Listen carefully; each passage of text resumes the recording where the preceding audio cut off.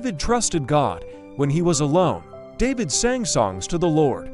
These songs later became many of the Psalms in the Bible. David learned leadership not in a palace, but in loneliness. He learned courage not in battle, but in faith. He learned obedience not from people, but from God Himself. Meanwhile, King Saul was troubled. God's Spirit had left him, and he was filled with fear and darkness. His servants noticed that music helped calm him. They suggested, "Let us find someone who plays the harp well." Someone said, "I know a young man, David, the son of Jesse. He plays beautifully, and God is with him." David was brought to the palace. When David played the harp, Saul felt peace. Though Saul did not know it, the man playing music before him was the future king of Israel. David served humbly. He did not boast. He did not demand honor. He waited patiently, trusting God's timing.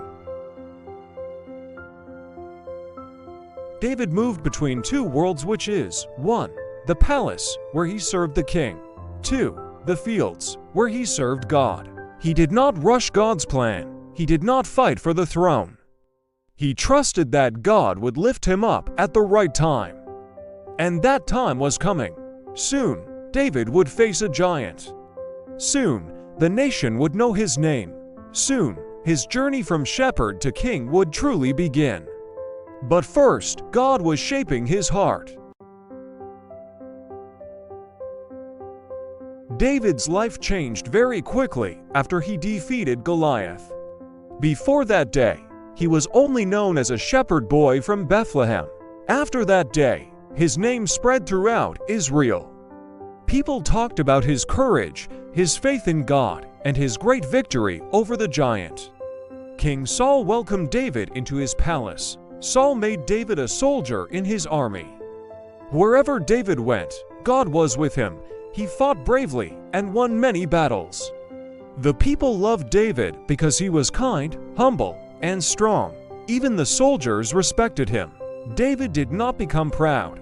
Each time he won a battle, he thanked God. He knew that his strength did not come from himself, but from the Lord. At first, King Saul was pleased with David. David even played the harp for Saul when the king felt troubled in his heart. The music calmed Saul, and for a moment, peace returned to the palace. But things did not remain peaceful for long. One day, after a great victory, the soldiers returned home. The women came out of the town singing and dancing. They sang joyful songs as they celebrated the victory. They said, "Saul has killed his thousands, and David his tens of thousands." When Saul heard this, his face changed. His heart became heavy. He felt angry and afraid. What more can he have but the kingdom? Saul thought. From that day on, jealousy entered Saul's heart like a dark shadow. Saul began to watch David closely. He no longer saw David as a loyal servant. He saw him as a threat. David did not notice this change at first. He continued to serve Saul faithfully. He obeyed the king's commands and respected him as God's chosen leader. David never spoke badly about Saul, but Saul's heart grew darker. One day, as David played the harp for Saul, an evil spirit troubled the king. Saul held a spear in his hand. Suddenly, in a moment of anger, Saul threw the spear at David, trying to pin him to the wall. David quickly moved away. The spear struck the wall behind him. David was shocked, but he did not fight back. He escaped safely. Even after this, David continued to trust God. He did not seek revenge. He believed that God would protect him and guide his steps. Saul then sent David away from the palace. He made him a commander over 1,000 soldiers, hoping David would be killed in battle. But God was still with David. Every battle David fought ended in victory. The more David succeeded, the more Saul feared him. Saul's own son, Jonathan, loved David deeply. Jonathan saw that God was with David. Instead of being jealous, Jonathan became David's closest friend. The two made a covenant, promising to protect each other. Jonathan warned David, "My father wants to kill you. You must be careful." David was heartbroken. He asked, "What have I done wrong? Why does your father want to take my life?" Jonathan promised to help David and speak to his father. Jonathan spoke kindly to Saul. He reminded him of David's loyalty and bravery. For a short time, Saul listened. He promised not to harm David. David returned to the palace, hoping peace had come back, but Saul's jealousy returned again. Another battle came, and David won again. Saul became angry once more. This time, Saul sent men to David's house to kill him at night. David's wife, Michal, who loved him, warned him. She helped him escape through a window. David fled into the night, leaving behind his home and safety. From that moment, David became a man on the run. He hid in caves, forests, and wilderness places. Saul chased him with soldiers, determined to destroy him. David had done nothing wrong, yet he was hunted like an enemy. Even in hiding, David did not lose his faith. He prayed to God day and night. He wrote songs of trust and hope. He believed that God had a plan for his life. Many people who were troubled, afraid, or poor joined David. He became their leader. Though he lived in the wilderness, David showed kindness and wisdom. He protected his followers and treated them fairly. More than once, David had the chance to kill Saul. Saul entered a cave where David was hiding, not knowing David was there. David's men whispered, "God has given your enemy into your hands." David could have ended Saul's life easily. But David refused. "I will not harm the Lord's anointed," David said. He cut off a small piece of Saul's robe instead. Later, David showed it to Saul and proved he had spared his life. Saul was moved for a moment. He admitted, "You are more righteous than I, you will surely be king." But Saul's heart did not truly change. David continued to wait. He trusted God's timing. He did not force his way to the throne. He learned patience, humility, and obedience during those hard years. God was shaping David's heart, preparing him to be a king after his own heart. And though the throne was still far away, God's promise was getting closer. David's life changed after he defeated the giant Goliath. At first, King Saul welcomed him with joy. David was brought into the palace. He played the harp for the king when Saul felt troubled, and he also became a brave soldier in Saul's army. Everywhere David went, God gave him success. The people of Israel began to notice him. When David returned from battles, the women sang songs in the streets. They danced and played instruments and sang, "Saul has killed his thousands, but David has killed his tens of thousands." At first, Saul smiled, but soon his smile faded. Those words entered Saul's heart like fire. Jealousy grew inside him. He began to fear David. What if the people love David more than me? Saul thought, what if David becomes king? From that day on, Saul looked at David differently. He no longer saw him as a loyal servant, but as a threat. One day, while David was playing music in the palace, Saul became angry. Suddenly, Saul threw a spear at David, trying to kill him. David moved quickly, and the spear missed him, striking the wall. David was shocked, but he did not fight back. Another time, Saul tried again, and again, David escaped. David knew now that Saul wanted him dead. Even so, David did not hate Saul. He still respected him because Saul was God's chosen king. To remove David from the palace, Saul sent him away, hoping he would be killed in battle. But wherever David went, God protected him. David led soldiers bravely and won many victories.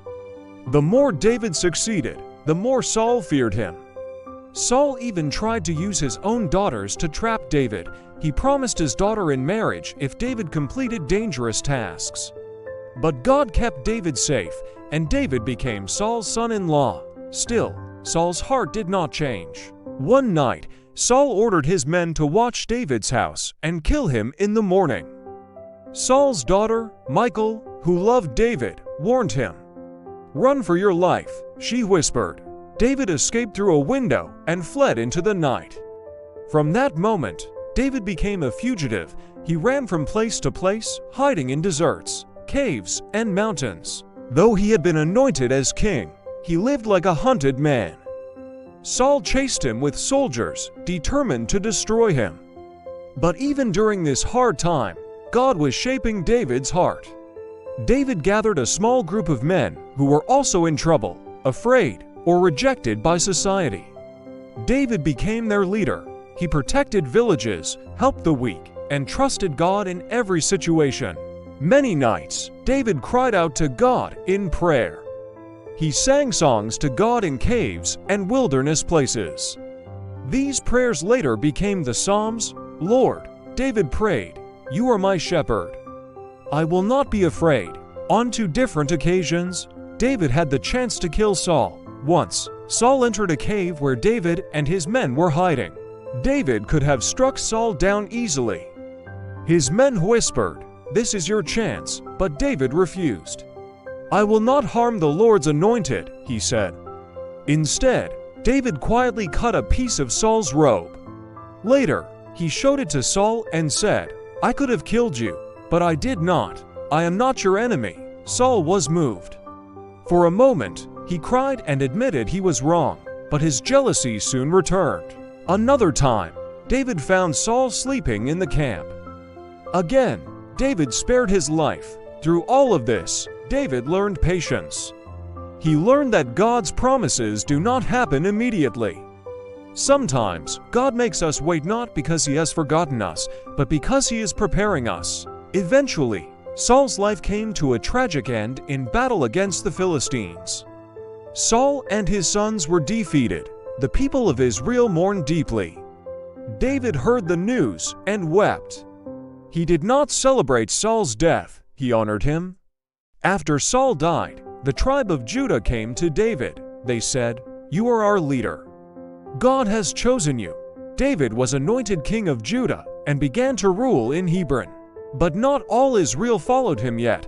Saul's son ruled over the other tribes, and there was conflict for several years. Still, David waited. He did not rush. He did not force himself onto the throne. He trusted God's timing. Slowly, God's plan came together. David's influence grew. The people saw his kindness, wisdom, and faith. They remembered how God was with him. And soon, all Israel would come together under one King David, the shepherd boy God had chosen long ago. But before the crown reached his head, David would learn one final lesson, that a true king leads with humility, faith, and a heart that depends on God. David's life changed suddenly after his great victory and growing popularity. At first, King Saul had loved David. He brought him into the palace, gave him work to do, and allowed him to fight in battles. David obeyed Saul and served him faithfully. He did not seek trouble. He only wanted to honor God and serve his king. But Saul's heart had become dark with jealousy. Everywhere David went, people praised him. Women sang songs in the streets, saying, "Saul has killed his thousands, but David his tens of thousands." Each time Saul heard those words, his heart burned with anger. He felt small, he felt afraid, he felt that David was stealing his glory.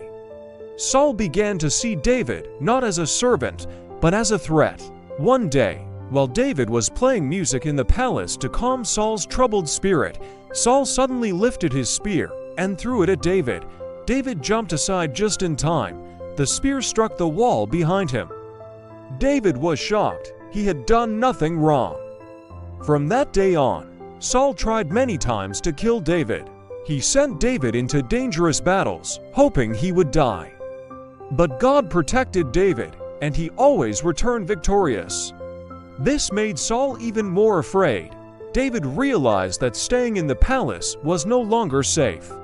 One night, Saul sent soldiers to David's house to kill him. But David's wife, Michal, warned him in time. She helped him escape through a window. David ran into the darkness, leaving everything behind. David became a man on the run. He had no crown, no palace, no army. only God. David fled to the prophet Samuel, who prayed with him and encouraged him. From there, David moved from place to place, hiding in forests, caves, and deserts. Many people who were poor, troubled, or afraid joined him. David became their leader, not with force, but with kindness and wisdom. Even while running for his life, David refused to harm Saul. One day, David and his men were hiding in a cave. Saul entered the same cave alone, not knowing David was inside. David's men whispered, "This is your chance. God has given Saul into your hands." David crept quietly toward Saul. He could have killed him, but he did not. Instead, David cut a small piece from Saul's robe and stepped back. When Saul left the cave, David called out to him from a distance. "My lord the king," David said. Saul turned and saw David bowing low. David showed him the piece of cloth. "I could have killed you, but I did not. I will not harm the Lord's chosen king." Saul was moved. He wept and said, "You are more righteous than I. God will reward you." For a moment, peace returned. But Saul's jealousy did not leave him completely. Soon, David had to run again. Still, David trusted God. He wrote songs and prayers, crying out to God for help. Even in danger, David praised God. Years passed. David grew stronger in faith and leadership. The people loved him. God was preparing him quietly, shaping his heart through hardship. Then, one day, terrible news spread across the land. King Saul had gone into battle against the Philistines. The battle was fierce. Saul's sons, including Jonathan, David's dear friend, were killed. Saul himself was badly wounded. Rather than be captured by the enemy, Saul fell on his sword and died. Israel mourned deeply. David did not rejoice. He wept. He tore his clothes and cried for Saul and Jonathan. He honored Saul as Israel's king and Jonathan as his brother in heart. David showed once again that his heart was different. He did not celebrate the fall of his enemy. After Saul's death, the people of Judah came to David. They said, "We want you to be our king." David prayed and asked God for guidance. Then he accepted. David was crowned king over Judah. Later, after more time and God's perfect timing, all the tribes of Israel came together and made David king over the whole nation. The shepherd boy had finally reached the throne not by force, not by pride, but by patience, faith, and obedience. But David's journey was not yet finished. God still had more to teach him, and greater responsibilities ahead. After many years of running, hiding, and waiting, David's life was about to change forever. King Saul was now gone. Israel had lost its first king, and the nation was filled with sorrow and confusion. Many people did not know what the future would look like. But God already had a plan. David did not rush to take the throne. Instead, he stopped and asked God for guidance. "Lord," David prayed, "should I go up to any town in Judah?" God answered him, "Go up." Then David asked again, "Where should I go?" God replied, "Go to Hebron." David obeyed. He gathered his men, his family, and all those who had followed him through the hard years. Together, they moved to Hebron. There, the people of Judah welcomed David with joy. They remembered his courage, his kindness, and how he trusted God even when life was unfair. In Hebron, the elders of Judah came to David. They poured oil on his head and said, "We anoint you king over the house of Judah." David was now a king. But his journey was not over yet. At that time, Israel was still divided. Saul's son, Ishbosheth, ruled over the other tribes with the help of Saul's army commander, Abner. This caused tension and conflict between David's followers and Saul's former army. Even during this time, David did not seek revenge. He did not celebrate Saul's death. Instead, he honored Saul and his family. He showed respect and patience, trusting that God would finish what he started. Slowly, God worked behind the scenes. Abner later realized that God had chosen David to be king over all Israel. After many events, Ishbosheth's rule ended, and the leaders of all the tribes came to David. They said, "We're your own flesh and blood. The Lord said you would shepherd his people, Israel." So, in Hebron, David was anointed king over all Israel. At last, the promise God made years ago came true. The shepherd boy had become king. David was 30 years old when he began to rule, and he ruled Israel for 40 years. He made Jerusalem the capital city and brought the Ark of God there with great joy and celebration. David danced before the Lord, thanking him for his faithfulness. As king, David was not perfect. He made mistakes. But one thing made David different. His heart always returned to God. He trusted God in battle. He asked God before making decisions. He praised God in good times and cried out to him in bad times. Because of this, God blessed David's kingdom. Israel grew strong. Enemies were defeated. The people lived in peace. And David ruled with justice, mercy, and humility. David never forgot where he came from. He remembered the sheep fields. He remembered the caves. He remembered the years of waiting. And he knew that everything he had come from God. Moral lessons from David's life. 1. God sees the heart, not the size. David was small and young, but God saw a king inside him. 2. Waiting is part of God's plan. David was anointed as a boy, but crowned many years later. God's timing is perfect. 3. Humility brings honor. David did not force his way to the throne. He trusted God to lift him up. 4. Forgiveness is powerful. David refused to kill Saul. Even when he had the chance, God honored his mercy. 5. A heart that returns to God matters most. David made mistakes, but he always repented and came back to God. A short prayer for you watching this. Dear Lord, thank you for the story of David. Teach us to trust you when we are waiting. Help us to obey you even when life is hard. Give us humble hearts and strong faith. Guide our steps, just as you guided David.